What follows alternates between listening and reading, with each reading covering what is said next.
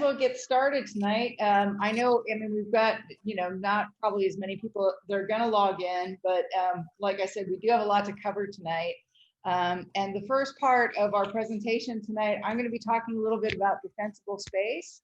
And I'm going to show you a video that Fire Safe Marin produced that is specifically talking about defensible space and biodiversity, how we can protect biodiversity, which includes like how we can keep our home safe, but also still provide food for our bees.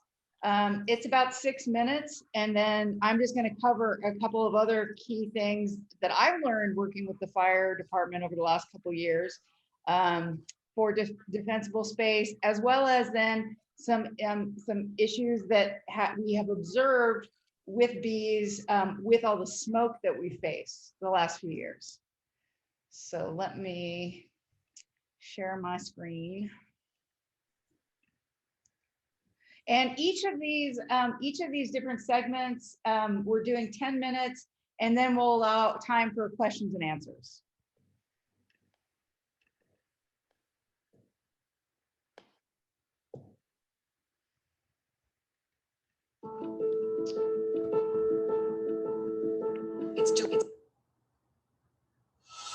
We just had the most amazing family vacation. This is so exciting.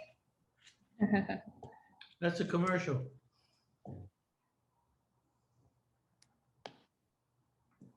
It's July 2019, and after a couple of years of very devastating fires in California. I'm Bonnie Morse. I'm a beekeeper and a certified arborist. Today we're going to be discussing how to make your landscape both more resistant to wildfires while also protecting our pollinators. Increasing fire dangers are not the only crisis we are facing with the changing climate. We are facing unprecedented threats to biodiversity. In the long run, loss of pollinators could create a shift in vegetation with plant reproduction favored by wind pollination. Wind-pollinated species include grasses and pine trees, which tend to be more fire-prone. Long before European honeybees were introduced in the colonies in 1622, 4,000 species of native bees, in addition to butterflies and other insects, pollinated flowers in what is now the US. The majority of these bees, 90 of which call the San Francisco Bay Area home, are solitary and ground nesting. Commercial farming practices, which provide much of the food consumed by the population, have had detrimental impacts to pollinators over the past 80 years. In the urban environment, loss of habitat, pesticide use, and prioritizing plant aesthetics over function has also impacted populations. But urban areas are also in a position to transform quicker than areas dominated by commercial agricultural production and could potentially hold the key to protecting biodiversity. Landscapes that are more fire resistant don't have to be biological dead zones. We can have both fire resistant and ecologically beneficial yards. We're being asked to remove plants that tend to have higher fire risk. Well-maintained and irrigated plants are almost always safer than ones that are drought-stressed or poorly maintained. That said, some species are more difficult to properly maintain due to characteristics like high leaf litter and dead woody interiors as they age. Many of these plants do not support biodiversity and are non-natives, so removing them and replacing with better selections can be a win-win. Transforming your garden into a fire-smart and biodiverse landscape may seem like a daunting task, so make a plan to tackle it in steps to maximize your maintenance dollars and minimize your time investment. Start with undesirable plants in the zone 0, within 5 feet of structures. The ones that Fire Safe Marin recommends be removed due to their tendency to build up dried material. An example are these black acacia trees overhanging this garage. This invasive species has a lot of dried material in canopy and on the ground during fire season. The benefits of shading the garage from afternoon sun and some bird nesting activity do not justify the fire hazard and limited biodiversity they help to support. There were much better options for this location. The trees were removed and replaced with ceanothus, a native tree, and smaller natives including salvias and Douglas iris. Ceanothus is an early blooming plant that evolved with native bees and supports them with nectar and pollen after their post-winter emergence. In addition, it's relatively slow growing and can be easily kept pruned at an appropriate distance from the garage. There's still work to do around this planting bed. The vine needs to be cut back, And ideally, the fence would be replaced with a non-combustible material. But take it one step at a time and prioritize the biggest hazards to your home. From a bee perspective, density of plant type is important. Bees prefer to forage on a single plant type on any single foraging trip. Larger patches, at least 3 feet by 3 feet when the plants are mature, will attract the most bees. If you like the look of dense plantings and the beneficial insects they support, you can take advantage of annuals that emerge in the spring when it's cool and wet. It will reseed and die back prior to fire season. In fact, other than ensuring dried planting material is removed by fire season, you may have to do nothing else, including watering. You can collect seeds from annual plants that you and the pollinators enjoy and save money. Just collect the seeds when dry and store in a paper bag. You can distribute in desired locations in the fall or trade seeds with friends. That's it. Removing plants with little ecological benefit but that create a fire risk can create opportunity. Oleanders, not native to North America, provide little ecological benefit to native species. In addition, the hedge laddered between the front privet hedge and the home. In this case, a loquat tree was transplanted from a bed next to the house and was placed where an oleander hedge was removed. The loquat tree provides pollen and nectar for pollinators in late fall and fruit in the spring. Try to select a variety of plants that provide pollen and nectar during different times of the year. To maximize the benefits to pollinators, it's often best to plant the straight species as opposed to cultivars. Many cultivars have been selected and bred for aesthetics, but would be unable to reproduce without human assistance because their pollen and nectar is unavailable to pollinators. If you need help, just observe which plants you see the bees visiting.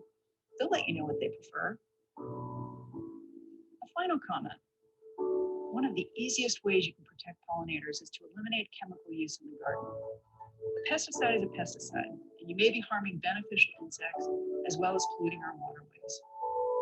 For advice on less toxic alternatives, reach out to Our Water, Our World. Fire safety can be both beautiful and support biodiversity. We can have it all with careful planning.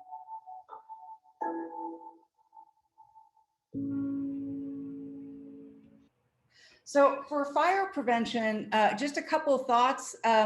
One, the fire community is not asking us to remove mature trees, even black acacias do not need to be removed, but what they do want to see us do is limbing them up 6 feet from the ground and of course removing deadwood. They do want to see about a 10-foot clearance from roofs. So like in this picture with this example, that would have actually created a hazardous tree condition to limb them up that high. You know, I'm sure as you all know, mature trees have so many benefits: shading, cooling. The plants underneath them are going to need less irrigation. So, you know, keeping our mature trees is really important. And in many communities, if you look at videos and fires, houses burn, but not the trees surrounding them. So keeping our mature trees is important. If you do have mature trees that you're thinking about removing, like in this case, these acacias, my recommendation would be to plant succession trees. You know, limb up the mature trees, plant a desired tree species below, and then, you know, 6-7 years down the road, when these trees have developed mature root systems and are really ready to explode, they can do that. A big challenge is how we balance insect nesting and overwintering with fire hazards. You know, so this is a picture actually from Xerces. It's from back east. I could never imagine leaving something like this here with our fire dangers close to the house. But for the fire guys, they're okay with us leaving this. They just want to keep it 30 feet from structures and in islands that don't allow for continuous fire fuels. Our native baccharis can be very fire prone when it's older. Fortunately, you can shade it down to the ground and it's going to go back. The young growth is pretty fire resistant. And this plant, this native plant that's so important for our fall pollen and nectar, also supports over 400 native insects. Really important to keep in mind, you know, we have these dense soils and you don't need to trade. You don't have to choose between fire and landslides. You just have to plan carefully. And really you don't want to remove all the vegetation. A couple of resources to jot down. This is a great Xerces guide, this habitat assessment, where you can actually take it out in your garden and assess, kind of a score for your garden. That's online, and once we're meeting again, we actually have printed copies. If you want to learn more about native plants that are literally native to your neighborhood, you can go to calscape.org, put in your zip code, and it's going to come up with plants that are, have been observed in your area in a lot of different categories. The Marin Master Gardeners website, they've recently updated, and they've been collaborating with Fire Safe Marin with a lot of great information on fire safe gardens. So great resource. And of course, for hardening your home and more, Fire Safe Marin, great resource. I just want to, one of the things I've learned, it's one of the most important things that you can do for your home are your vents. Reducing a lot of these homes that burned in Napa and Santa Rosa. The fires actually started from within because embers blew into the homes through large vents. And you can just take your old vents and even cover them with a smaller material. Okay, so talking about our bees specifically, it's appeared that it's varied a little bit over the last few years based on when the fires were happening and what was burning at the time. So in 2017, those Santa Rosa fires, it was after the nectar flow. So we did have higher than average winter losses, but the bees had already put weight on. So even though they were staying at home, there weren't necessarily a lot of things for them to be foraging on. And while we had what seemed to be a higher than average winter losses, they weren't that significant. 2018, however, after the Paradise fires, so those happened in summer earlier, they were structural fires, they were extremely toxic. I'm still having some issues with coughing since that time, which seems to be related to that smoke. And our losses, it appears to be, were about 70%. So pretty significant. And those that particulate matter is very hazardous and dangerous for the larva. So if it was that toxic, maybe that's part of it. No one really knows. No researchers have been able to answer that question. It seems like there was a tie in there. And in 2020, it was during the fall flow. And, in some areas, those bees just hunkered down and weren't out getting food and putting weight back on after they lost weight during the summer. So more feeding was needed in some of those areas. I know I had to move an apiary in Alima where you could see the woodward fire burning. But those fires, even though it kept some bees at home and there were some issues with feeding, they were mostly vegetation, not structures. What we did see, though, is problems with queen mating, and I'm going to talk about queen mating later in this meeting. So that's it for me. Does anyone have any questions before Jennifer talks about feeding?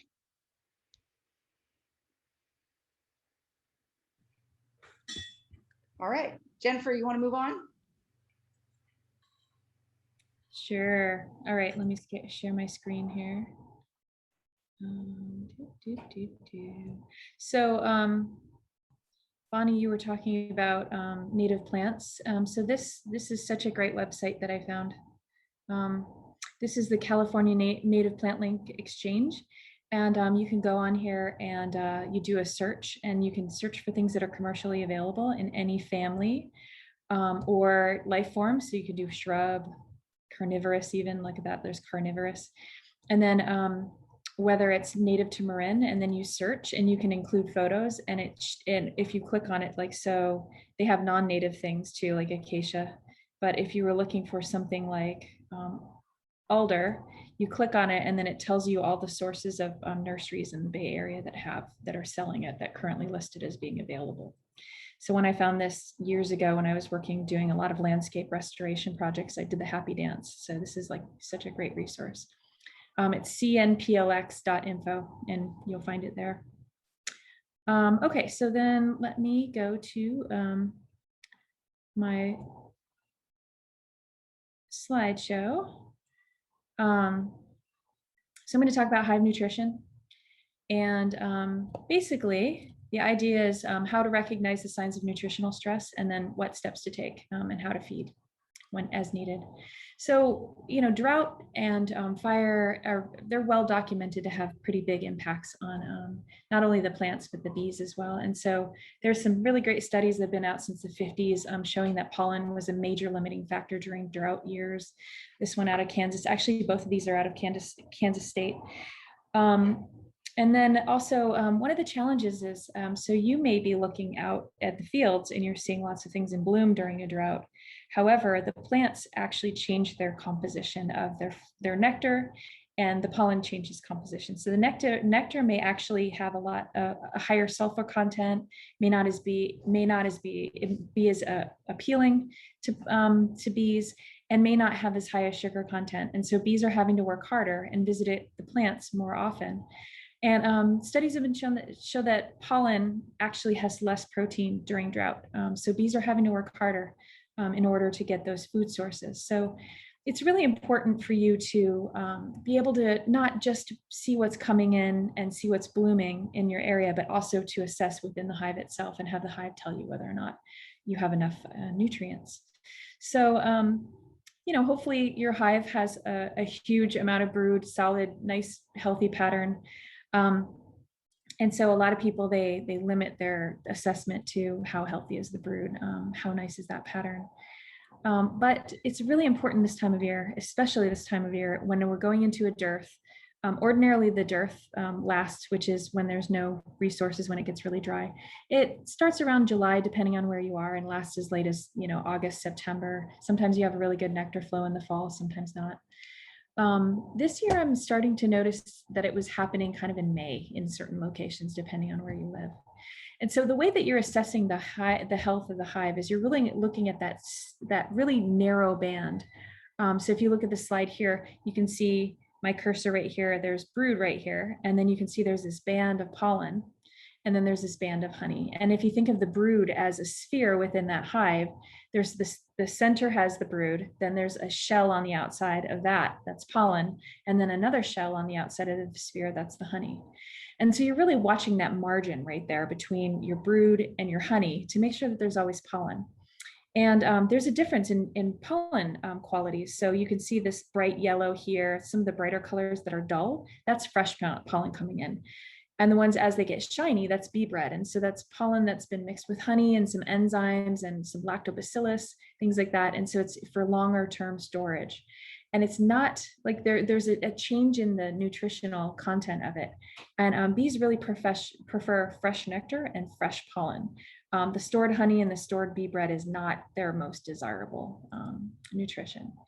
And going into the dearth, it's not a bad idea to have roughly one medium super full of honey that's capped. Or if you've had to feed them syrup, it's honey, but it's made of syrup. However you can get it, it's really good for them to have that 30 pounds going into the dearth. Mainly because there may be times during both the drought and if we have fire events where they can't forage. So people are always asking me how much should I be feeding my hive? And the answer is there's a lot of nuances to it. So if you're starting out with a 5-frame split or a package colony or a swarm that you've caught and they need to build comb, ideally going into the dearth, they're going to have at least one full deep brood body with comb built out with brood in it, and then at least one more medium super on top that's full of honey and resources. And the answer often is depending on your experience and your resources and the time that you can put into that hive really depends on how big your colony will be. And so a lot of us, like Bonnie was talking earlier about overwintering nucleus colonies, like 5-frame nucleus colonies, you can do it. It's very doable, but it gets harder. The smaller your hive body, the more they take the dings and dents and the stress and the starvation, the more difficult it is for them. So if you're just starting out, ideally, you're going to be building those colonies up to be at least one full deep, if not a deep and a medium, and then having a medium full of resources like your capped honey. So one of the things you can be looking at this time of year is what's coming into the hive. So this is a hive that is during a dearth. This was in September, and the bees were bringing back a little bit of star thistle nectar. But one of the places that you look is if you get so that the sun is behind the bees and you look at their abdomens, they should be glowing. And that's the light passing through, and that's their honey stomachs. And you can see these guys have a little bit of glow right there, but if they're coming back loaded with nectar, their bellies are going to be much more extended. And then if you look at this as well, there's no pollen coming into this hive. That none of these foragers coming back have pollen. This guy up here might have a little bit of propolis in her on her what do you call it? The little, yeah, pollen baskets. But you know, they're not bringing back a lot of pollen. And so the brood can often tell you too how their nutrition is going. So the pollen is really necessary. It's a limiting factor in brood production. And the bees, the nurse bees, use the pollen, they eat it. It helps build up their fat reserves, their protein content, and allows them to produce the royal jelly with mandibles in their glands. And so anytime that you have a pollen dearth, they're going to be holding back on the amount of royal jelly that they're feeding the larvae. So even though this may look like a really nice frame of you don't see any brood disease, you don't see any issues here, they're starving. And if you compare this to, this is like a stock photo that I got online. But if you compare this to, if you look right in that edge right there, you can see that these larvae are floating in royal jelly. If you look right here, this is dry. So this is what we call dry larvae. And if you look at this guy right here, there's no royal jelly around that larvae at all. And so the bees are holding back on it. And if you look in this one, you know, they're really floating. You can see even in this one here, there's definitely, that's wet larvae. So compared the dry larvae on the left side to the wet larvae. And that's really your big indicator on how well the bees are being fed. And the reason why this is important is because the first generation of nurse bees holds back and they don't feed enough royal jelly to the larvae. That second generation of bees that were born on that starvation diet have even less protein and less fat content in their body to be making royal jelly for the next generation. So the starvation can affect multiple generations of your bees. And we also know that a nectar flow is necessary for comb building. So if you are building out comb, if you have combs that aren't drawn in your first box or your honey super box, definitely be feeding. I found that when hives when the nectar flow shuts down, it takes about half a gallon of syrup before the bees start building comb again. So it's quite a bit. It's quite a big amount. So you can see there's a wax mirror right there. My filthy fingers, beekeeping fingers, and then there's a wax mirror right there. And it's young bees that are producing that. So if you don't have enough young bees coming in because there isn't enough pollen, you're not going to have then your generation of bees to be building comb. So it affects, it's a cascading issue. And then finally, starvation in adult bees looks like this. Their little butts are stinging out. And they've gone into those cells desperately looking for the last dregs of stored honey, and then they die. So there isn't really any harm in feeding sugar syrup. The bees will build it, build wax with it. They will store it. Make sure you're not harvesting that as honey. You don't want your honey to be adulterated. So mark those frames that have had syrup in them. It's different with pollen patties. So pollen patties are known to attract small hive beetles. So you want to make sure that whatever you're feeding your bees, they can consume in about a week to 10 days. I make up my own pollen patties, but I know that Jim, he'll talk about that later, but Jim over at Backyard Farmer has them. A lot of commercial places sell them in the patty form. And I would recommend if you're starting out with a 5-frame nucleus colony, you'll probably want to be about 1/4 of a pound of pollen patty. See if they consume all that. If they do, then you'll feed them a little bit more. If you open the hive up after a week to 10 days and there's still pollen patty in there, you want to scoop that off and discard it, because even if you don't see the larvae in there, there may be beetle eggs. And so that image on the right side, you can see that larvae in there. It's pretty disgusting. Full-size hive, they'll eat a pound within 10 days or so. And then as far as feeding syrup, I have done multiple different ways. My preferred method is just using a jar, inverting a jar on top of either an inner cover or a lid that I've drilled a hole in. So these are the feeders that come with the Boardman feeders. They have little perforated holes in them and they fit on mason jars. These are little tiny mason jars. I think they're the pint jars, and those are good for nucleus colonies. I have the bigger ones over here that are for my, hives that I'm really wanting to build up. So these are 2-frame splits, and they're building 3 frames of comb. And so with these, I have a nipple that I got these off eBay, and the nipple works really well. You drill a little tiny hole in the migratory lid, and then you can just invert it. So that's my preferred way. I will say that if you're doing Boardman feeders, it's really risky. I find that a lot of times during a dearth, and if you have robbing events, this can be really bad because the bees will come in at the entrance from other hives, and it'll encourage robbing at the entrance. You can always set this inside a hive. This is another one of the Boardman feeders, and I just invert it and put it in the inner cover over that hole in the inner cover, and then put another box and put the lid on top of it. The thing that's nice about the jar feeders is you can see right away whether or not you need food. I'm going to back up a little bit. So right here is, these are in-frame feeders, and people like these. The only problem is it acts as a frame, so you won't have your full-size comb, box of comb built out. And it's really hard to see in there whether or not you need more syrup. So I prefer these jar feeders.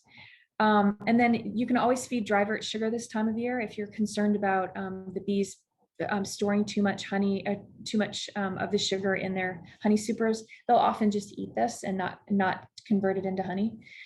This is dry vert sugar. Man Lake sells it by the 50-pound bag, and this is a spacer that I used from old hive boxes that I sliced, and I put it in over the inner cover. I do not love these top feeders, mainly because I found that over time the bees, that there's like a screen mesh right here, and the bees will get out underneath that, and then they can't get back in, and they either drown or then they die. And so people have given these to me over the years, and I just take the screen out and I put straw in there. The other disadvantage, these are all stacked up. The other disadvantage is that a lot of burr comb gets built under there because there's a gap between the frames. So I'll often put a queen excluder in there, and that helps get a little bit less burr comb in there. So one really, really important thing that I want to make sure everyone knows is you do not want to be feeding your bees commercial honey. You do not want to share honey between apiaries. A lot of people think that it's a good thing because compared to sugar syrup, honey is more nutritional, but you are running a huge risk of spreading American foulbrood, especially if you're feeding from commercial honey like Sue Bee or some of these bigger outfits. There is no way for you to know that there isn't just one spore of American foulbrood. It only takes a couple spores to spread it in your apiary. So, if you're concerned about feeding, it's discouraged, but it's not such a terrible thing to share honey frames and honey supers in one apiary. But don't be pulling from one apiary and feeding in another. You just run too high a risk of the contamination.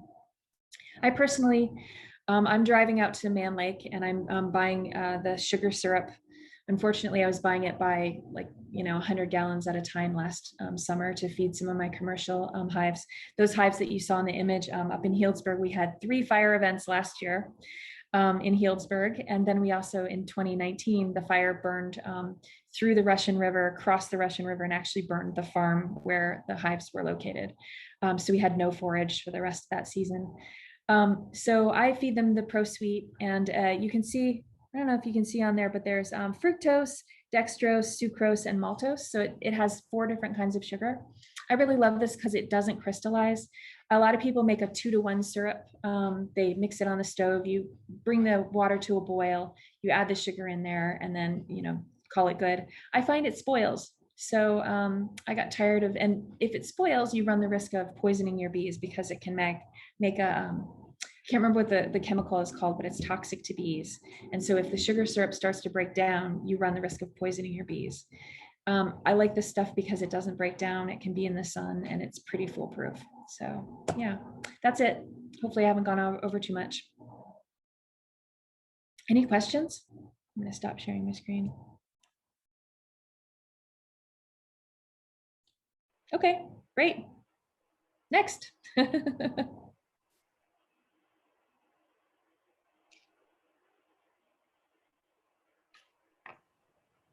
Jim, do you want to share your screen? I am attempting to do that at this moment. So it says new share.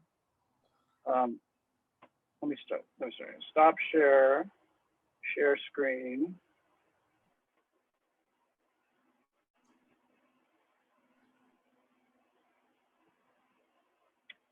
It's funny, I'm not seeing my, when I go to share, I'm not seeing my screen. It looks like I'm still seeing Jennifer's screen, which is kind of weird. Okay, I'm gonna go to new. Because we can see, Okay. I can see yours. Okay, there we go. There you go. Okay, so we've got sound, we've got time. Okay, thank you, Jennifer. So my topic is meant to be protecting bees from predators. And let's begin. So we're going to look at three primary predators, three primary threats that we may see. Predators of bees that are present anyway, but in a drought impacted environment, we would expect that their predation and their impact would be even greater than it might be in a non-drought year. First up would be yellow jackets and robbing bees. Robbing then would be defined as the attacking and removal of resources, either by other honeybees on a weaker colony or by our friends the yellow jackets. It can be violent, it can be devastating, and it needs to be stopped immediately so that the attack doesn't build and the word doesn't get out. Here is a short little video of some robbing in action. So you can see the yellow jacket coming in there on the left, and then you can see the guard bees really take that yellow jacket on and flip it around and toss them out.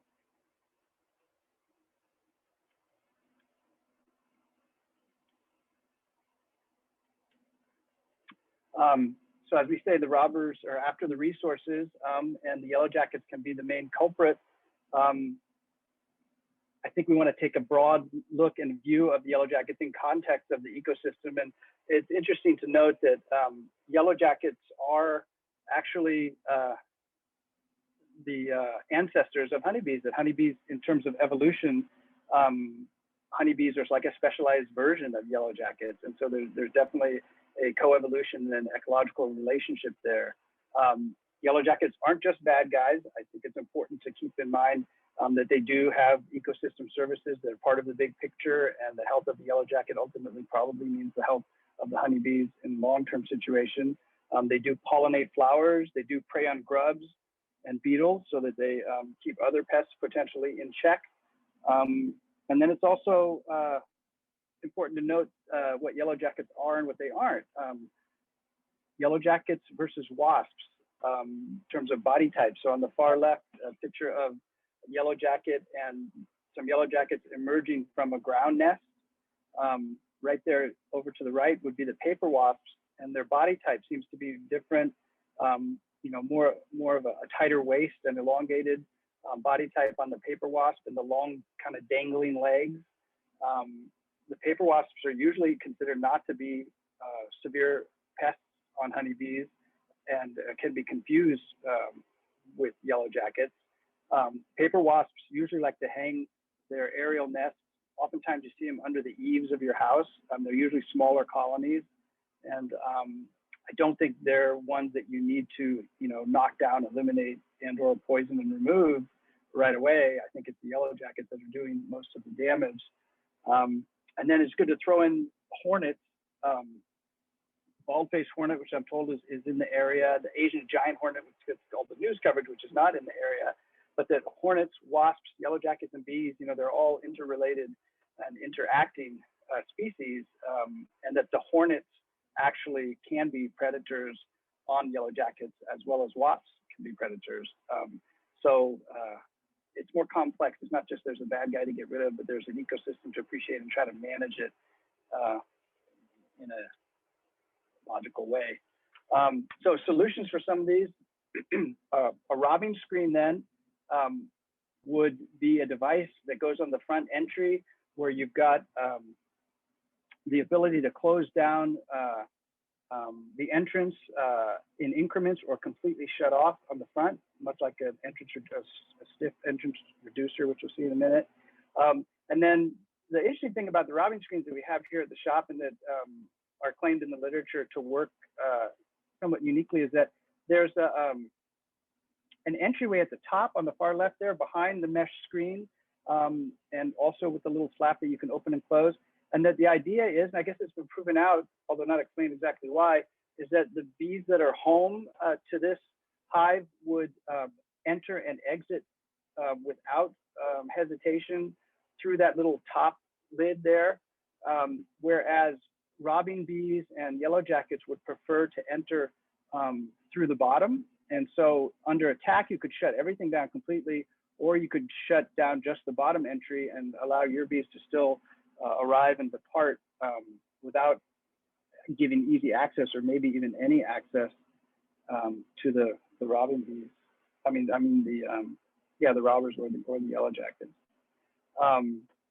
And then a simple introducer, then that's just the rigid wood piece where you can set the different available holes.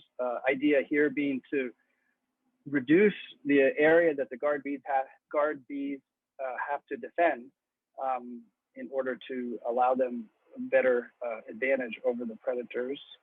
And then something recommended would be that you, I guess, bear in mind the ability of your colony to defend the resources, and not to give them more resources to defend than they're capable of. So maybe not having so many stores of food if that's the situation that you're in.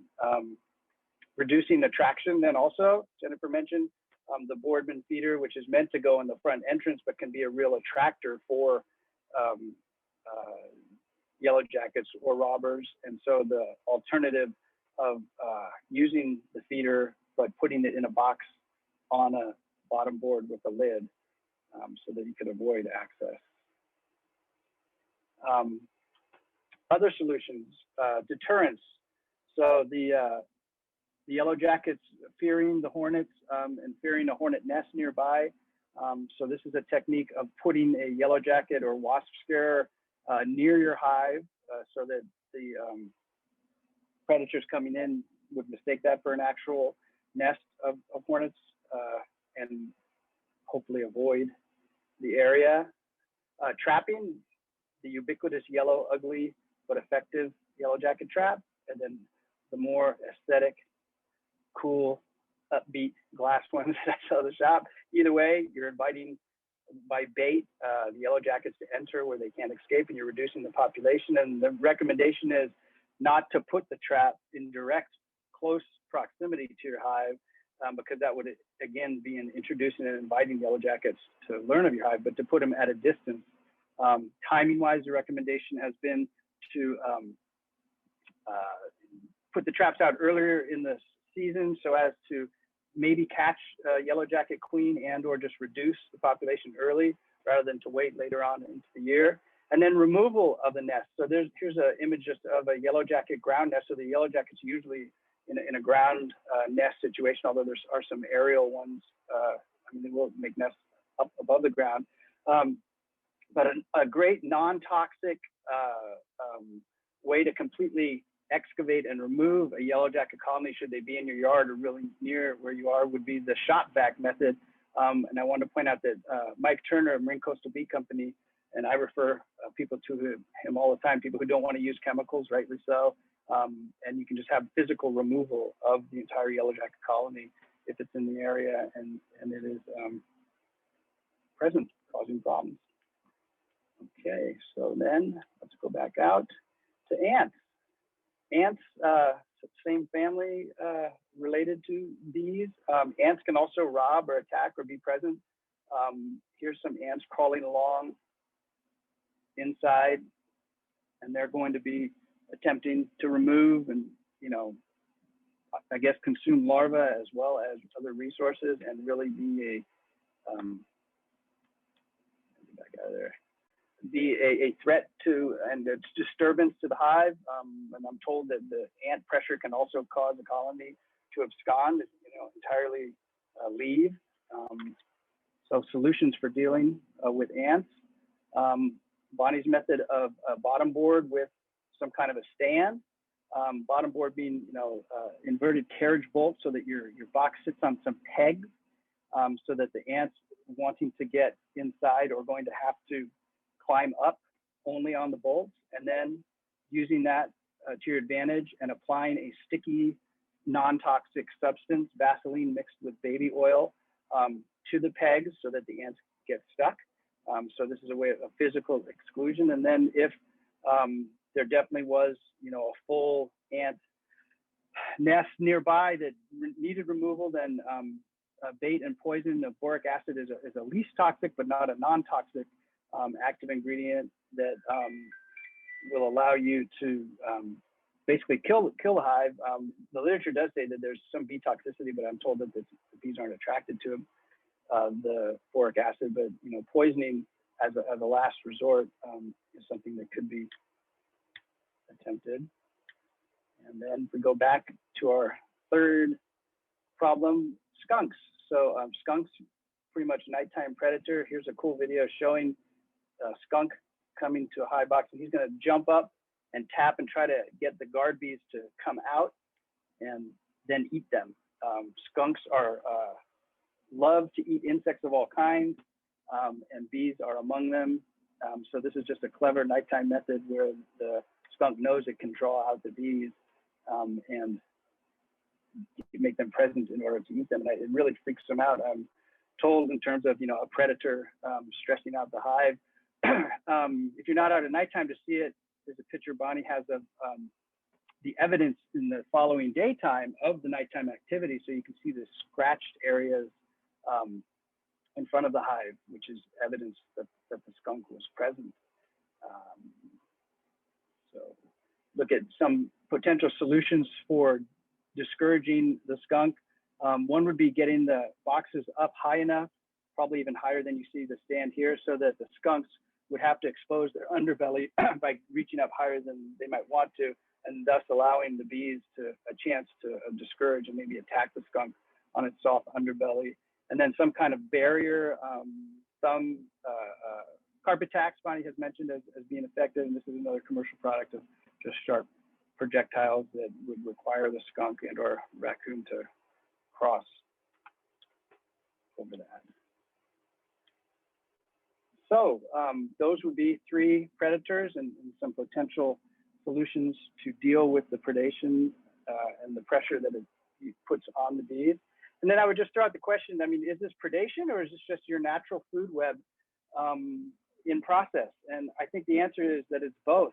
Skunks certainly prey on yellow jackets, but they also, the skunks are bothering the bees, but skunks are also preying on yellow jackets and reducing their population. And we know the yellow jackets are preying on the bees.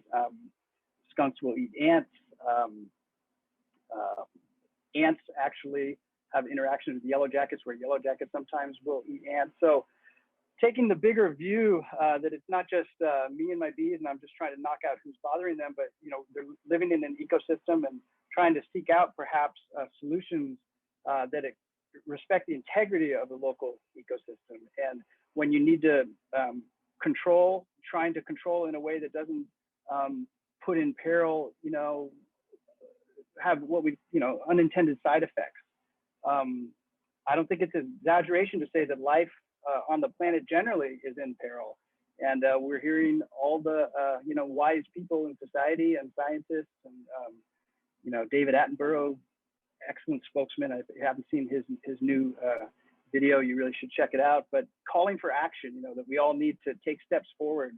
I think that beekeepers are in a great position to be good spokesmen and good set good examples for how to move forward as humans on the planet, you know, in a ecologically sound way. I think the experience of working with these complex systems that we call, you know, beehives is a great insight that the greater culture could definitely benefit from. And I would just call on all beekeepers to take that responsibility and heed that call that we need to do things a little bit differently than we've done. And I think it's you know, it's time. So hopefully I didn't go too far over, and I will stop my sharing and make way for Dave.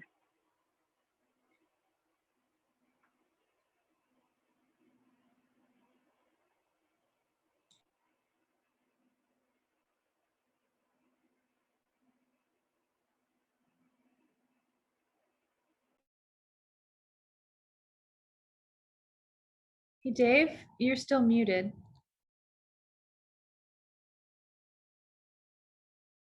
I don't know if Dave can hear us. Dave, you're muted. We can't hear you. Okay, I got it. My little mute symbol is normally down in the left-hand corner and it was hidden away, but I found it. I'm basically going to just talk about bees need lots of nutrition, as Jennifer's told us, but all living things on Earth basically need water and most need some level of oxygen. I'm sure there's some exception that there's some living thing that doesn't live on water, but I don't know what it would be. Birds need water and the bees need water. And the bees sometimes need our help because we don't want our bees landing in our neighbor's pool when they don't have any place to get their water.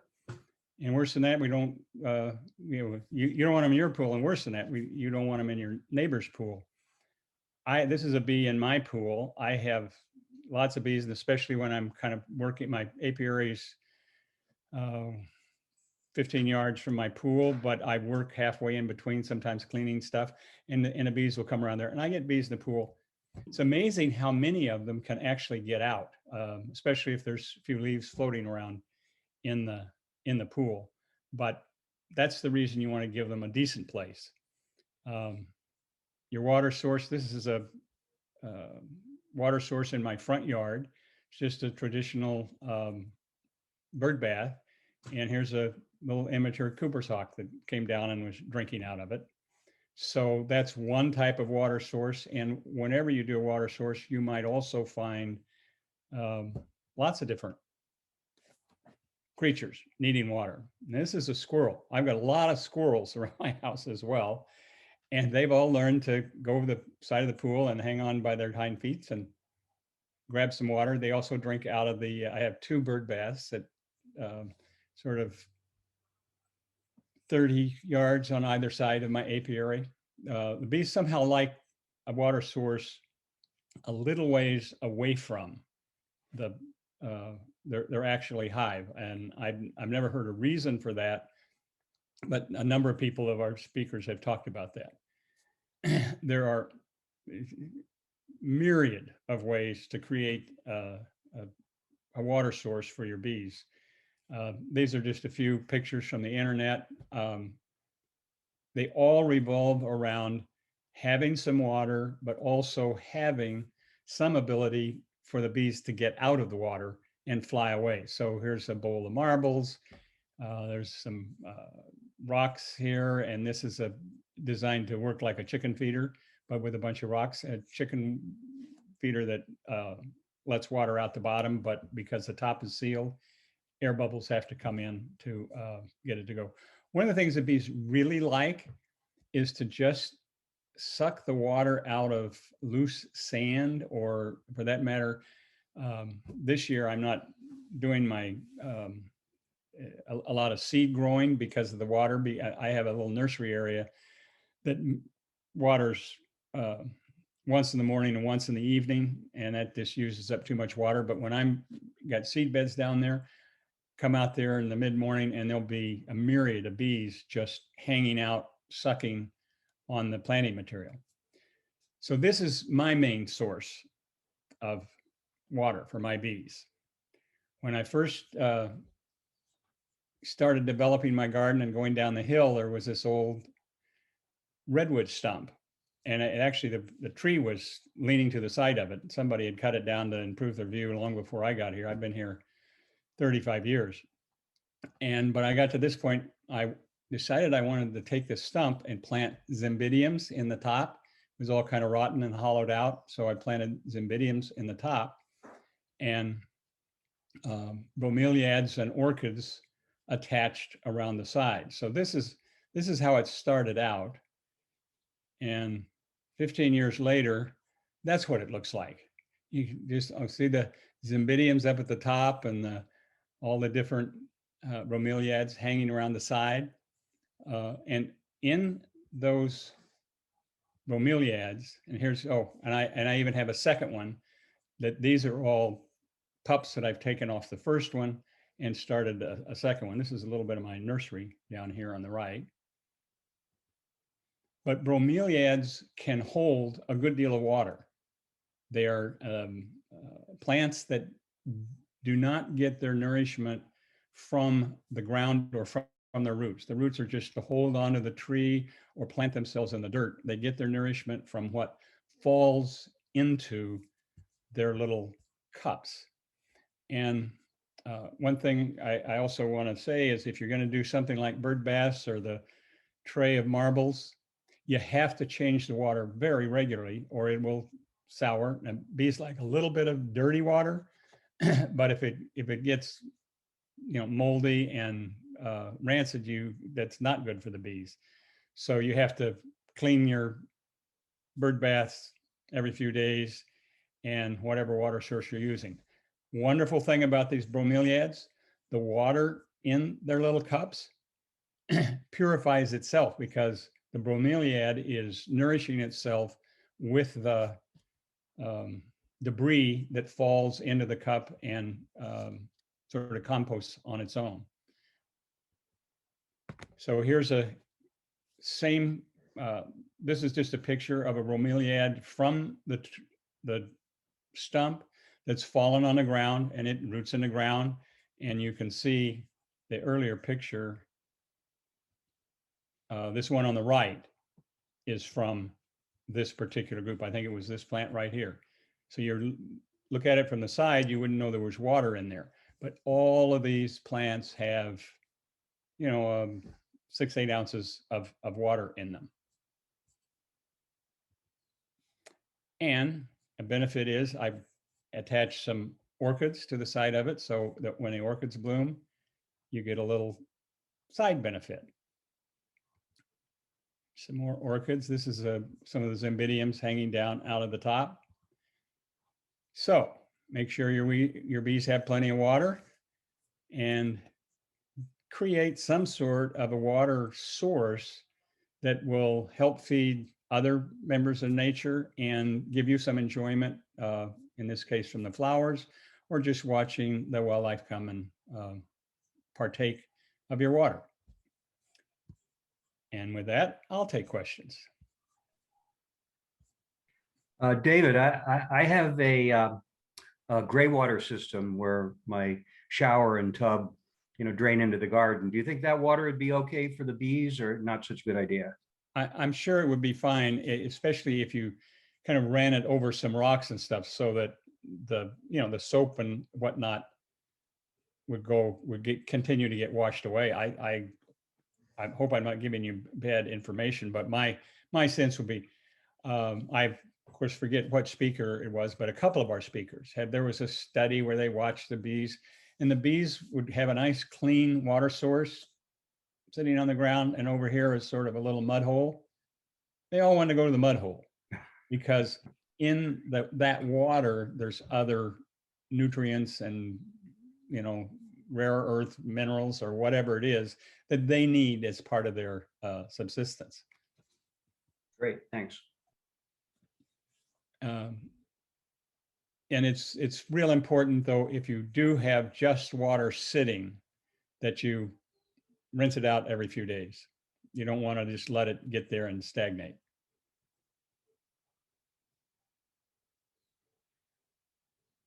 And you can get lots of bromeliads at various nurseries. Actually, a number of the bromeliads I have, I went on a collecting trip to the Mexico-Guatemala border with my brother-in-law who had a collection permit from UCLA, and we collected a lot of high altitude bromeliads. There's hundreds, I'm sure thousands of different species of bromeliads, but the ones that grew up around 3,500, 4,000 feet, we were able to package them up and send them back and quarantine them at the airport and stuff.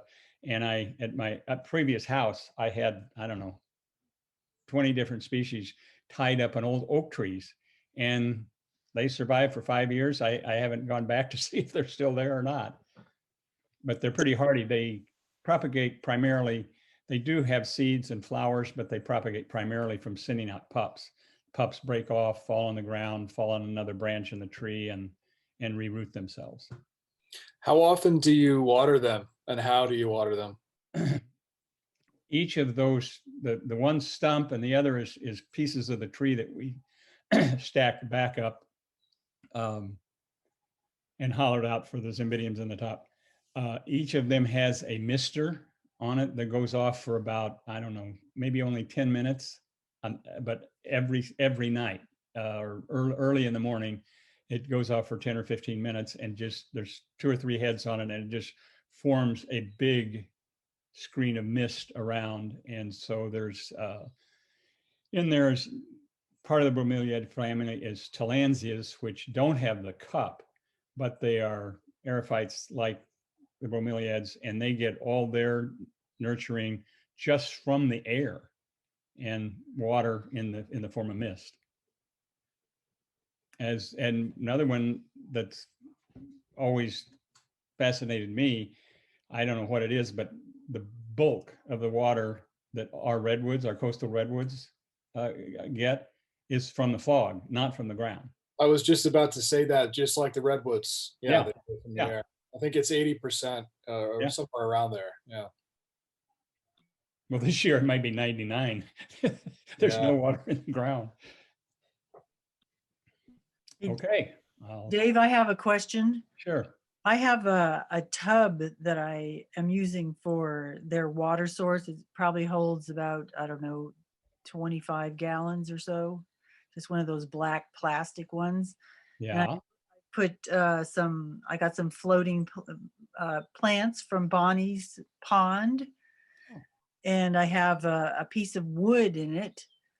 And I'm wondering, and some mosquito fish, because I noticed that there were some mosquitoes in it, but I got it right next to the hive, and I'm not seeing a lot of activity from my bees going, or any bees. It might be that it's a little too close to your hives. It sounds like a pretty big pot, but you might think about if you have a way to move it a little ways away.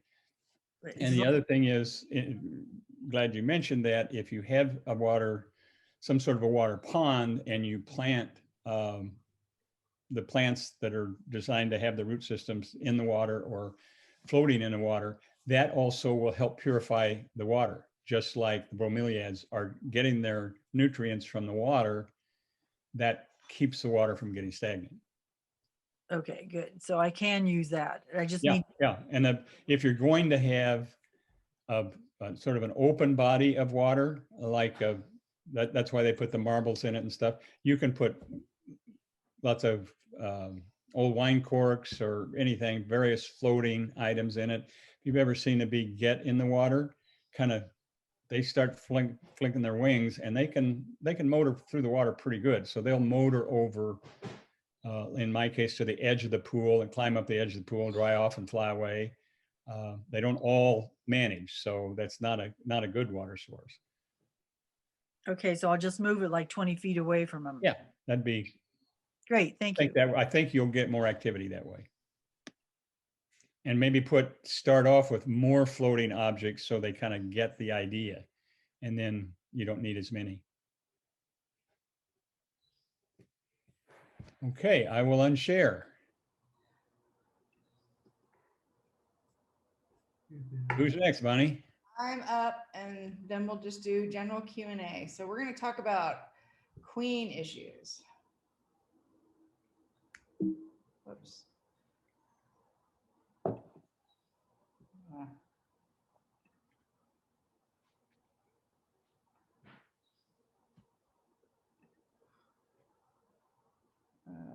Where did that go? Whew. Sorry. Oh, here we go. Okay. So this has been an issue, and unfortunately these videos are not going to work, but an increasing problem that we've noticed in recent years, queen failures. You know, I haven't seen as many problems with varroa. I mean, they're there, and diseases, but queen issues and queen failures have become a problem. And sometimes if you listen to your bees, just when you open the top of the hive, you can really tell that they've got a problem or they don't have a queen. It's referred to as the queenless roar. And you'll see bees fanning and they seem to be really loud, as opposed to just calm and purposeful and fairly quiet. This was a colony, like, I mean, so you see all these bees exposing their Nasonov glands who were fanning that out. Really loud. We combined them with the Queen-Reich colony, and 2 days later, I mean, they were just perfectly calm. But this is definitely something when you're getting into your hives that you really need to be looking for, because we do seem to have more problems with queens not mating and not mating, getting mated well. And as I mentioned earlier, certainly queens that were trying to mate during the wildfires, that could be an issue. So one thing that you might see when you get into a colony is, you know, if the bees are superseding their queen. So that's when they're replacing an old or failing queen or an injured queen. The cells tend to be on the frames as opposed to when they're swarming, when they tend to be below. I say tend to be because there's nothing that's 100%. When you as a beekeeper might consider replacing your queen, and really in general, Gary and I pretty much let nature take its course. But sometimes when we will replace a queen, the colony has difficulty storing food regardless of the forage available. So if we have a colony that's in an apiary where everyone else has got lots of food and all we're doing is feeding and feeding and feeding, it might be a situation where she wasn't well mated. Those bees just don't really, they're just not doing what they need to do. So getting rid of her and replacing her is really their only hope. Continual spotty brood or slow or no buildup. Ongoing chalk brood problems can sometimes, like, that's the queen that's passing that on. I mean, in a commercial beekeeper situation, they will replace those queens on a regular basis, regardless of the colony condition. But like I said, in general, we tend to just let the colony do what it needs to do. Supersedure can also be emergency cells, and that's the sudden removal or death of a queen. You're likely going to find those, like, and sometimes frequently that's our bad, that's beekeeper error. Okay, so a couple issues though to really keep your eye out on is laying workers and drone laying queens. So in the situation with laying workers, this is where the queens, like maybe after a swarm, the new queen does not successfully return from mating flights. And so ultimately, if you don't intervene soon enough and give them a frame of brood so they can try again, some of those workers are going to start laying eggs. But of course, they don't have fully developed ovaries. They haven't been mated. So all they can lay are drones. When you look in those cells, what you're going to see are usually multiple eggs in a cell. And as you can see from these, like some of these don't even look like they're fully developed eggs. I mean, you know, some of them are very small. And unlike in a Queen-Reich colony where you're going to have an egg right in the middle of the cell, they're usually just kind of all over the place.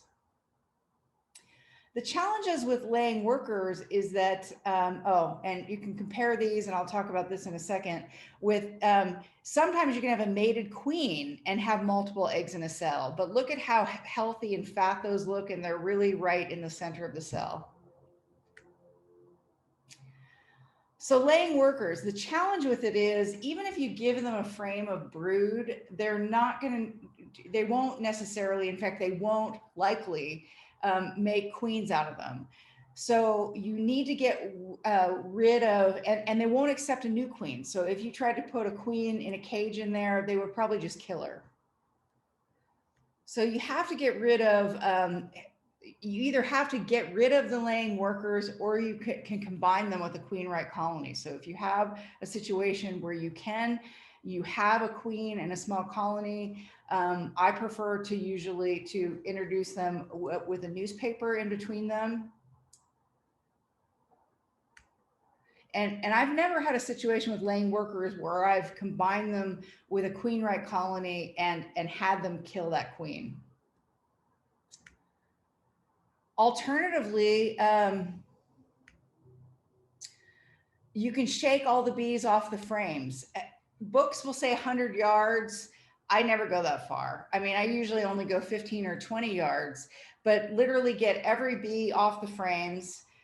You bring everything back to where it was. You'll have a lot of foragers waiting for you. Bees all go back in.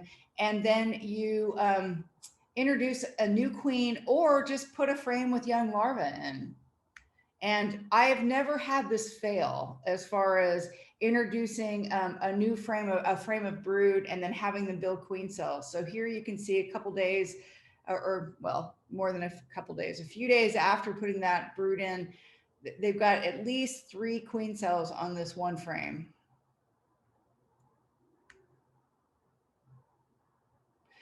Another thing you can do, you can just put a white sheet leading to the entrance of a queen-right colony, if that's an option for you. Shake all the bees out onto the sheet. They'll all just march right into the colony. But the downside of that is that usually like the next day after all the foragers are back, there's going to be a lot of fighting. And the next morning, there'll be a lot of dead bees out front where you do the combination. That's not, and you slow down that introduction. That's generally not a problem. Really important is you don't want to confuse a queen-right colony with multiple eggs in a cell with laying worker colony. And you probably wouldn't anyways, because if you've got a queen-right colony, you're probably going to have worker brood. And if you have the capped worker brood, you know you've got a laying queen. Sometimes we do see young queens in an expanding colony, especially in the spring, where they've got limited space for laying or limited resources. So it's a small colony, so not a lot of support staff to both forage and take care of the young. And the queen will end up laying multiple eggs in, but they will ultimately remove, all but one.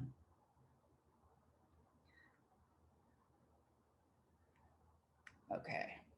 More challenging or challenging in a different way. And this is what we've definitely seen a lot lately, drone laying queens. So these are queens that either she didn't get mated, she didn't go on mating flights, or she was really poorly mated. And so she doesn't last that long. And this is tough because you could go into the fall with a colony that your mites are low, there's no disease, you think everything's okay. But in the middle of winter, the queen just peters out. So some of the reasons for this, maybe she's failing. Maybe she had unviable sperm. Maybe she just wasn't well mated, like we mentioned, or very poorly mated. The challenge with this, though, is if you don't identify that it is a drone laying queen and find her and remove her, it's going to be difficult to correct this. And if you don't remove the drone laying queen, you're going to have a problem with trying to introduce a new queen or another colony or even brood frames. And if you do try to combine it with another colony, the queen that wins the inevitable fight that's going to happen isn't necessarily the one that's mated.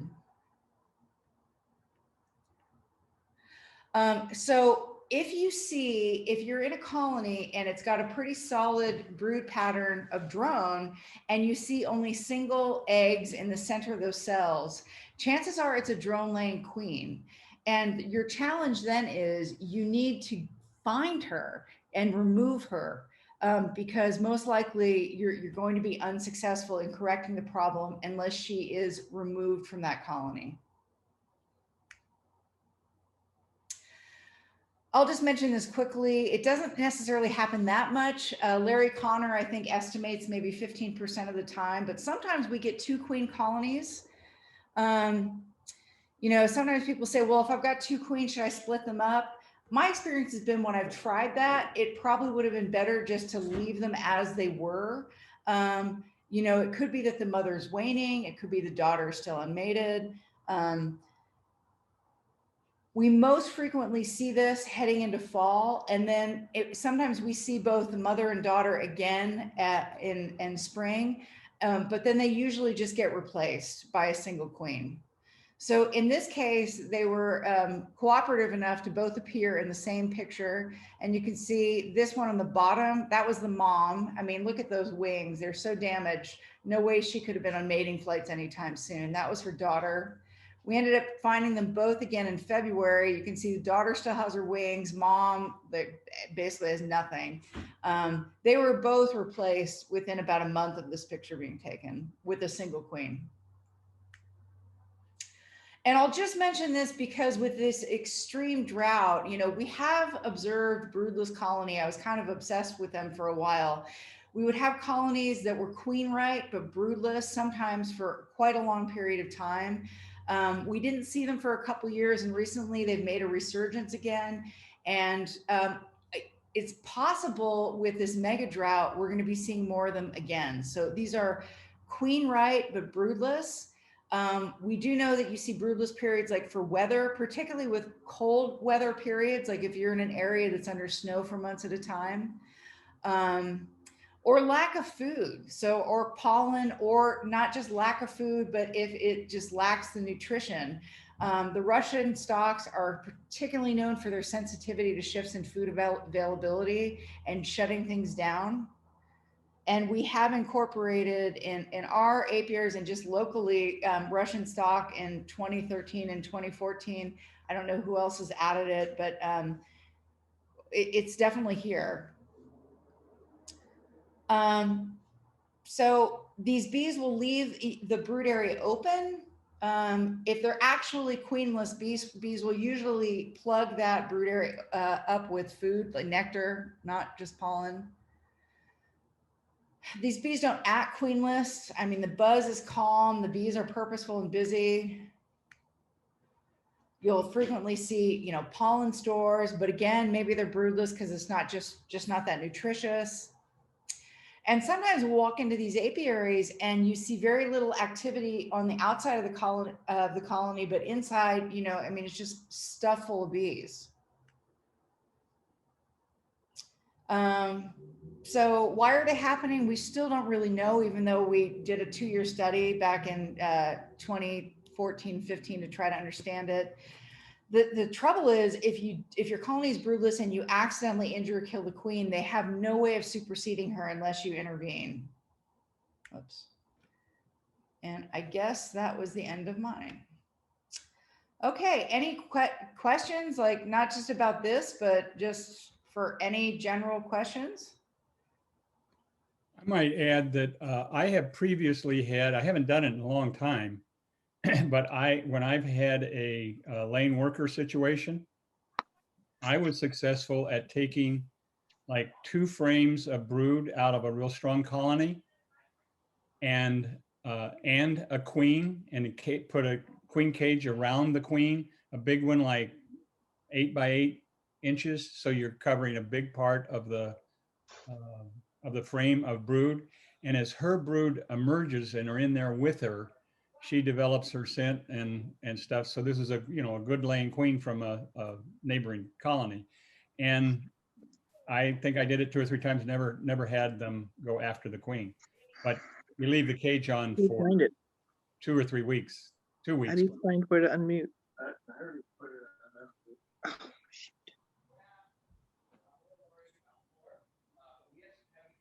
You're unmuted, Mary. Sorry about that. I was like, Brad, how do you unmute this thing? So my question is probably actually for you, although I'm sure all of you can answer it.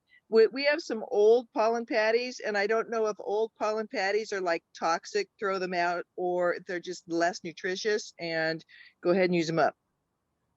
That's a good question. Somebody asked me that the other day. I don't know. I mean, I have found that pollen patties will get moldy around the edges. And as long as they're not moldy, the bees seem to eat them. Even if they are moldy, they'll discard the mold around the edges. So I don't know. Does anybody else know about that? What's the shelf life? Yeah, my understanding is that they're just less nutritious over time, but Well, poison them. I don't think it'll poison. They won't eat it if it's bad, I guess, maybe.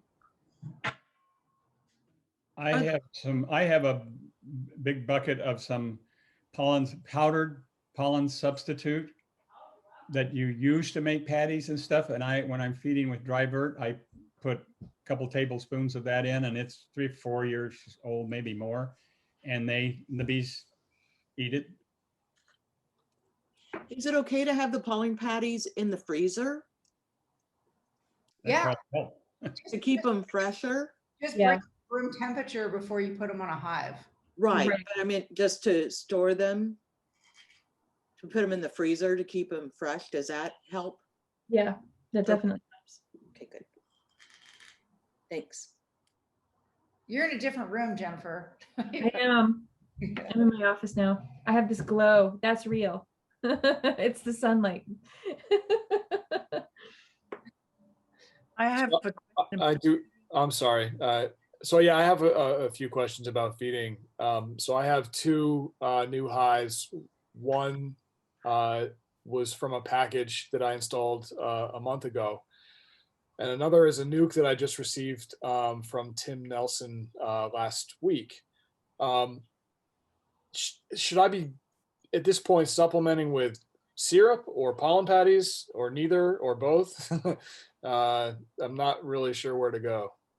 Yeah. Where do you live? You're in Fairfax. Is that where your hives are? Yeah, I'm the ranger at the Girl Scout camps, and we've decided to start an apiary. So I'm a guy, and so I have some experience, but I'm still learning so much, and so I'm really kind of just trying to absorb all of it, and it's a little overwhelming. But Yeah. like I just did an inspection today of the first hive that I installed a month ago. It looks good.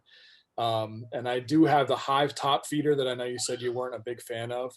I haven't seen any bees drowning in there, but we do have ants. I've got the big red ants that come all the way up, and they go in there, but that hive seems to be doing very well. And then I was almost questioning, like, do I need to keep supplementing it? But it sounds like I should.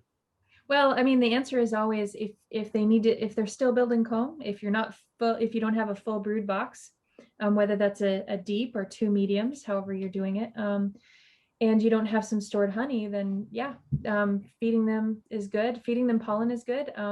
Like I said, go and on your next inspection, look at that margin and see if they have any stored pollen on the margins. Are they building comb? Are those cells wet? Those are all the ways that you can tell. Yeah. The hives we've been into in Fairfax recently, the flow is definitely slowed for the nectar. So big yes on the continuing, because they're fairly new colonies, to give them sugar syrup.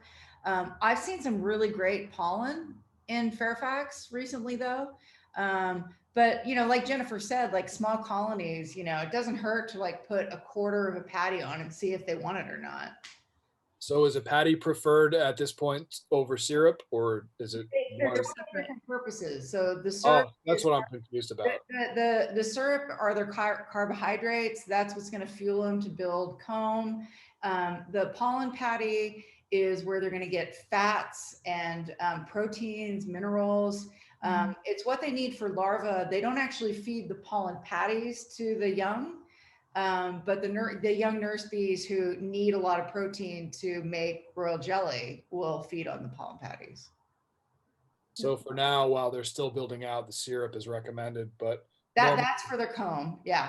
That's for and then normally if they're built out, but we're heading into a dearth, the pollen patties would be recommended. Is that?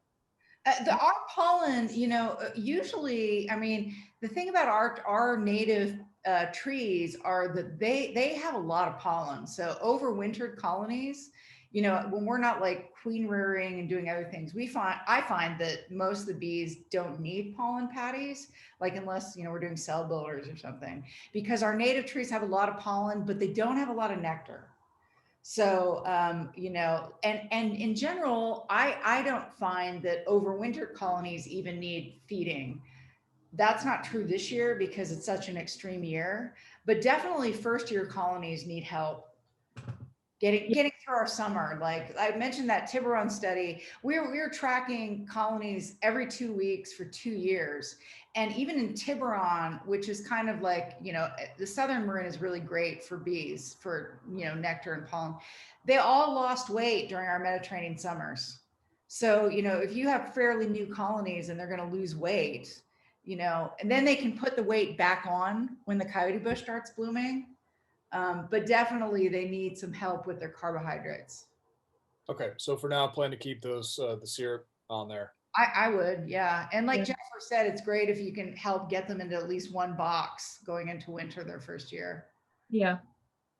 Great, thank This you. makes it easier. It's, you know, if you're, I feel like if it's your first year, you already have enough to deal with and thinking about bees, you know, like you're learning how to use the tools and learning how to use the box and the smoker, and then you're learning bee behavior. And if you can get them in a healthy state and have them building comb and having them filling out and have them get a decent size so that they're not always, you know, worrying about thermal regulation and having enough foragers and having enough bees to cover the frames to raise the new brood. It's like, it just makes it a lot easier. It's a big learning curve already. And if you're, you know, also in addition to that, having fire and starvation, then it's a hard way to learn. Oh my gosh. Thank you. Things are so dry out there. All those manzanitas that just, the hills look so brown. Yeah, you know, ordinarily I have a really massive amount of acacia that bloom, and it's a huge pollen source for me. And the acacias barely bloomed this year. It was like just this, you know, they just looked terrible and they hardly recovered in flowers. And it's like I started seeing in my apiary in Tennessee Valley and in Mill Valley, I started seeing, you know, it got dry in March, and then we had that rain and then it got better, but it was slowing down even in March. Yeah. But So then I have other I places like noticed- Mill Valley where they're going crazy still. So I noticed the same thing. I have some acacias. I was told to get rid of them. Some of them I have, but God, they're so beautiful. But I did notice that they didn't bloom nearly as much as they have in previous years. And I never considered that was a result of the drought, but that makes perfect sense. yeah. I was wondering if anyone else is in Novato. I'm in northern Novato and watching, I have 3 hives. And I was just wondering if anyone's noticing a very steep decline in pollen coming in. I've been watching the last week and hardly any is going in. I was just wondering if anyone else lives in my area. I mean, it is dry as a bone here though. So Leslie, you're in range of quite a bit of blackberry, aren't you? yeah. They should be, I would expect them to be bringing that in. It's a really light gray color. I don't know. Okay. I'll look and see, but I literally have been watching for the last, 5 to 6, 7 days, and I'm just seeing so little go in. So I haven't gone. I need to go into the boxes and make sure. I'm not worried about them not having enough, but I am noticing that there just isn't a lot. So I'm in southern Nevada, and I've noticed a decline. I was on vacation until last week, and while I was gone, there was a drop in the pollen collection, but it's not absent. It's still here. So I'm in Hamilton, if that's of any help. Yeah, I'm in the exact opposite. I'm off Atherton, so quite a bit of ways from you, but I'm going to keep checking, but I was just curious.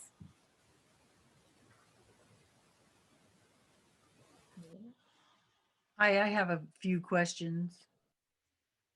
Sure. So I have a entrance reducer on my hive, and I'm thinking that I should, I got a lot of activity, lots of bees coming in and going out. And I'm wondering if I should get rid of it now and just open up the whole thing and put a robbing screen on it. Is that going to set them back? Personally, I leave my entrance reducers on medium year round. Sometimes, depending on the design of the robber screens and what's going on, I see bees, sometimes it's less efficient because they get kind of confused sometimes by the screen. But, 2 beekeepers, 3 opinions for me. And Tom Seeley's research shows that swarms, and he's in a hot, humid area back east during the summer, the swarms moving into nest cavities preferred a entrance size that was only between 2 to 5 square inches. So having a big, wide open entrance, isn't what they prefer. And I've just noticed, like, especially like Jim was talking about predation, kind of anticipating probably more problems with ants and yellow jackets this year because everyone's going to be hungry, and having a smaller entrance just helps them defend it. Okay, so keep the entrance reducer on there. That's my preference, but That's what I do too. Yeah, okay. All right, so how about pros and cons for screened bottom boards?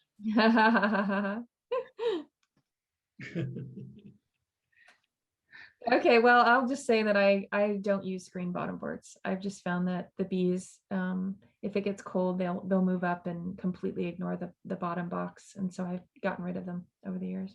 I don't like them either. I like the bees to be able to keep their own clean house, and they do keep it clean. And some areas we're in, like Jennifer said, I just feel like with wind and different things, it's just an added stressor to them. And the benefit, like the research is just not shown that it's really that big of a benefit for mite reduction. So yeah. I've It converted all can my be some advantage for mite observation. A lot of controversy over that, but if you maintain your colonies and help and keep your bottom board clean and are in there all the time, and you've only got 2 or 3 hives, it's make your own choice. I think it probably helps a little bit with mites. It does give you some opportunity to monitor them, not very accurately, but when you treat, you can see huge drop, that type of thing. I used to recommend to everybody get them, and now I don't. You get a bunch of boxes and it's too hard to keep up. I've gone straight. Although, I will make a plug for slat boards. Does anybody use slat boards?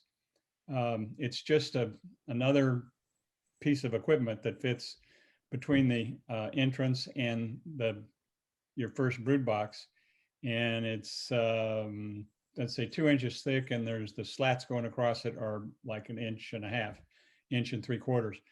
And what it does, they don't build comb in there, but it helps to reduce swarming, because the returning bees then at night, if the colony's crowded, that's always open space. So that's enough would hold the equivalent of 3 or 4 frames of bees that can crowd in there and hunker down for the night. And it doesn't work well with a screen bottom board. So I use slat boards on all mine now, and I think it's helped with lack of swarming. Well, how about the screen bottom boards with a piece of corrugated plastic in the sliding underneath it? Yeah, that's how I've converted all the screen bottom boards that I have, is I just make little brackets and then slide the old like campaign posters in there that are the Coroplast. if any of the ones that we still have on screen bottom boards, I even go further and put plywood underneath them to help give another, make it a little bit warmer from any kind of drafts coming up.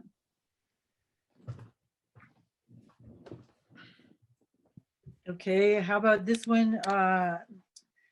We have a kid over here that stepped on a bee when he was on the trampoline, and he got stung. And he wanted to know the mechanism of how a dead bee could sting him. Can you step on a dead bee that he's just killed and have it sting him?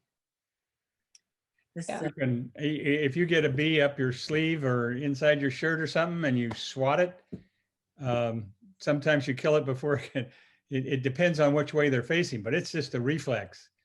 When they get squashed, out comes the stinger. And if if it's facing up, you don't get stung. If it's facing down, you get stung. But you need to get stung. That helps. It's good for you. Yeah. Kids need to get stung. They don't get scraped knees anymore. They need to get something. Right. I have one more question. I don't know if I've learned there's no such thing as a definitive answer in beekeeping. I was told that you are not supposed to boil the water. And then I was told you were supposed to boil the water when you mix it with sugar to make the 2-to-1 syrup. Boil the water. Not supposed to boil the water. You're not supposed to add sugar while it's boiling. Exactly. You boil the water to make it hot. Boil it first, then put the sugar in. Yeah. So like, that's what I do with my hummingbird feeders. But that's okay to do because somebody told me don't boil the water at all. No, you can boil the water. You just don't add the sugar while it's boiling. Right. Well, that makes sense. Makes it easier to dissolve. Forget all that. Get dry vert sugar. It Okay. dissolves in tap water Yeah. with 10 stirs. I use it for my hummingbird feeders, for my bees, for my Oreo feeder. It's the greatest stuff. And you can just throw it in your colony. I put it on the top, as Jennifer was showing, with a spacer on your inner cover and little there's pollen dust and some sugar. And you don't have to buy it in 50-pound bags. Jim has the Fairfax Backyard Farmer in smaller quantities. Okay. Oh, I hadn't heard that. Good for you. Well, I'll get that, and I was also planning on getting what Jennifer recommended. That looks like a sure bet. But in the meantime, while I'm still buying 4-pound bags of sugar, I go through 5 or 6 50-pound bags of sugar every year. Mhm. yeah, okay. But I have 8 How many hives do you hummingbird have? feeders that get replenished about every other day. Oh, right. Yeah. Okay. All right, And thank you. bees, I feed the bees a lot and so on. Thank you. I usually feed about 10 pounds of dry vert at a time. I fill it up, to about there on the inner cover. And it's about 10 pounds. You do what? I usually feed about 10 pounds of dry vert sugar at a time. At a time, yeah. Load it in there and then. Anyway, you've got at least a 2-inch spacer then. Yep. The spacer's about this big, and I would say about 10 pounds. Maybe I'm exaggerating. Maybe it's 5, but it's like that much. That would be 10. Yeah. I put in a lot less than that. I put a string around, put it in all the colonies, and then I come back and half the colonies in 4 or 5 days will have gone through it. So I give them twice as much the next time. Mhm. And some colonies just don't need it and they barely touch it. Could I ask a quick technical question? Sure. Yeah, I'm just wondering, I know you guys are recording the Zoom meetings. Is there a way to rewatch them at a later time? Yeah, I'm still working on that because I am not a technical person. But supposedly someone is going, they're all just stored right now.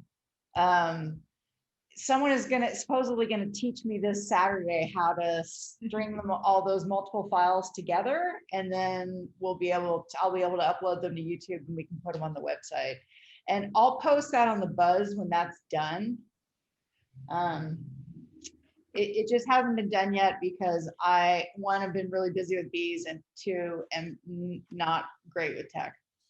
Yeah, no rush. I just wanted to make sure I wasn't missing something and not seeing how to access it. So that's exciting and no rush, but looking forward. In fact, I think I've got 6 speakers from this speaker series that were recorded. So once I figure it out, we'll post it on the Buzz. Sorry for the delay. I still have a flip phone, so just saying. I'm the wrong person for this role, perhaps. Bonnie, I might be able to help you if you don't get help on Saturday. Okay, thank you. Yeah. If you want to just help me, that would be awesome. I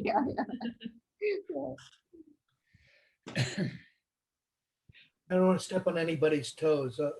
Contact me after Saturday. Okay, will do. No, and you're not stepping on anyone's toes. We tax her with enough of our computer issues. I'm not clear whether I'm supposed to put the robbing screen on it or not. Or if I put them on until they're I don't know. I don't use rubbing screens, actually. Never mind. Don't listen to me. I don't use them. Like I was saying earlier, sometimes I just find that I find that having the entrance reducer in is usually enough. And I've found problems sometimes when the yellow jackets are so bad that the bees have a hard time finding their way in sometimes, which makes them even more a target for the yellow jackets. But unless there's an issue, I haven't, Jennifer, have you seen much, has anyone really seen much robbing starting yet? I haven't really seen yellow jackets. Yeah, I haven't, I had yellow jackets at some sites.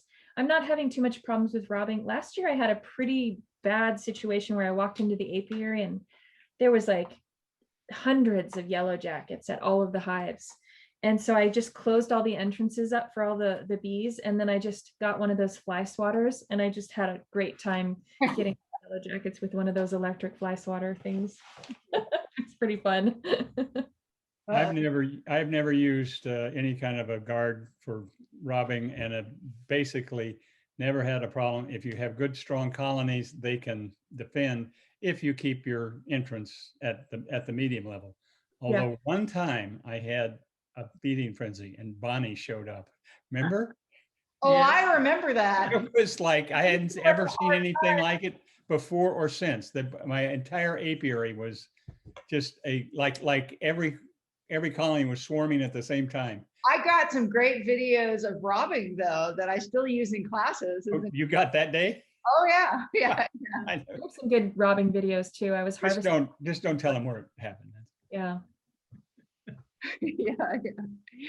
The other thing is too that I find, everyone wants their queens in the fall, and I find that during the dearth, it's really near impossible to have mini hives and small nucleus colonies do well because they're always the first one to get picked off by robbers. So.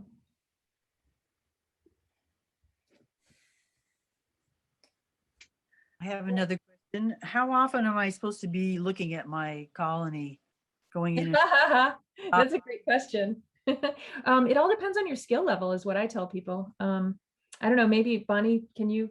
Yeah. I want to hear what you tell people. What do I tell people?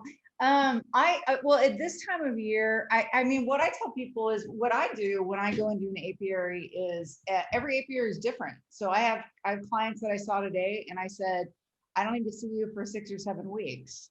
And I had other clients today where I was like, we need to go back in 2 weeks and check and make sure that queen returned. So I always like base it on what I'm seeing in the colony. So if a colony is queen right and has a lot of food right now, I'm not going to probably go back into it until sometime in July and then start my testing. If I'm seeing issues, like there's a couple of apiaries today where they needed feeding. So I'm going to go back sooner, So I judge when I'm going back based on what I see, in my last inspection. It's not a standard answer for all of them. Yeah. Yeah. And for my new beekeepers, I usually recommend that, they get in there every 2 weeks and check, because if too much time goes by, they may not recognize the signs of something bad happening. But if they're going in every 2 weeks, writing notes, paying attention, they'll notice when things change and shift. But there really is, like, I haven't found, unless the weather is cold or nasty, there really isn't any negative impact from, doing a quick inspection, like once a week even. I don't know, Bonnie, you may disagree, but that's always been when I was learning, that's how often I was looking. Well, all I'll say to that is, I'll go to a client and be like, you were last in here 18 days ago, weren't you? And they'll be like, how did you know that? And it's like, because you killed your queen. So, there's something to be said, That's true, yeah. So that's the only negative. I mean, you really do have to be careful working with them, and I think that's the challenge with the new beekeepers is, yes, you want to get in there, you want to see what's going on, you want to take hive journals, because you're going to learn like when the buildup is happening and how quickly and everything else. But yeah, being careful with the queens and how you're working them. Yeah. That's the big thing. How about any tricks about the smoker? We're having a little bit of problems keeping it going. I think the big problem that a lot of people have, and I do this too when I'm just in a hurry and I don't have a lot of hives to check in an apiary, is when you get it going, you got to puff the bellows for a good minute or two to really actually get it smoking. I use a creme brulee torch, but one of the little like ones, they're about this big with the butane can, and they're for the kitchen. And I just torch everything with that. I always light the bottom, or I stick the torch down into the bottom and light from the bottom, and then I get that going really good. And yeah, and that really works. Yeah, we don't bother with the creme brulee. We go for the full on propane. I'm a little scared of that one. Yeah. May I say that mushroom aficionados have offered that Ganoderma applanatum, the artist palette fungus, dried, is particularly good in smoldering cool smoke. And Oh, nice. I've tried it and it seems to work for me. Nice. Thank you.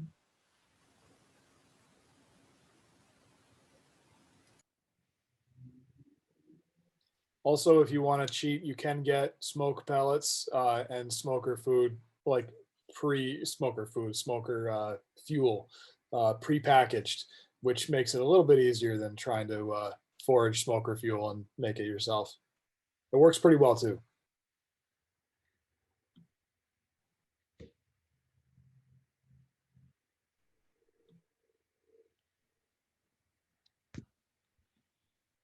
Any other questions?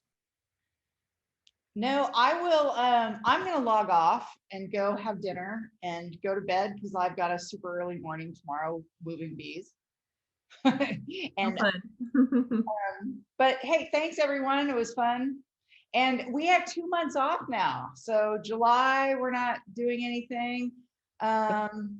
Although there is some talk about maybe trying to do a get together out of hydrants. So I don't know if anyone's interested in that. Is anyone interested who's out here on here right today? Sure. And then in August, we are going to do an in-person potluck again. So if you saw that, I know, like in person, we will probably be posting it sometime later in July, and people will need to sign up. I don't know where the recommendations are going to be. Originally, it was like 50 people outside maximum, and we are going to require that people are fully vaccinated to participate. Yes, thank you. Yeah. But then, you know, what's going to happen next speaker series starting in September, in person, Zoom. It might be kind of a hybrid based on our speakers and if they're willing to travel here and what we're doing. Apparently the log cabin is going to be opening up again for in-person meetings. But again, after this June 15th and what the recommendations are, I mean, based on that space at 6 feet apart, it would be really hard to get many people in there. So we'll see. We're gonna do what we can do. I know we're all looking forward to getting together in person, and it's been so nice being unmasked around people here in Marin because so many people are fully vaccinated. So we'll see. We'll see if all the stars align. Maybe we can even get Doug Tallamy out here in person in October, which would be awesome. Doug has really pushed. He's been an educator for years, quite a few books, got a new one out right now. But he's really pushed for like planting natives and the importance for all of us to contribute to helping biodiversity. So hoping to, you know, at least maybe have him speak in October, which is a great month for planting before winter, where hopefully we'll get some rain. But it would be awesome to have them in person and have an in-person, maybe bigger meeting somewhere, have them do some book signings. We'll see, we'll try. So fingers crossed and toes and everything else. Thank you to the whole panel for putting this on. Yeah, thank you, everybody. Thank you folks, it's wonderful. Thank you. And yes to the Hadroon. I'm in. Always in, yes. Bye. Bye. Thanks, everybody. Bye, everyone. Thank Bye. you. Thank you all. Bye.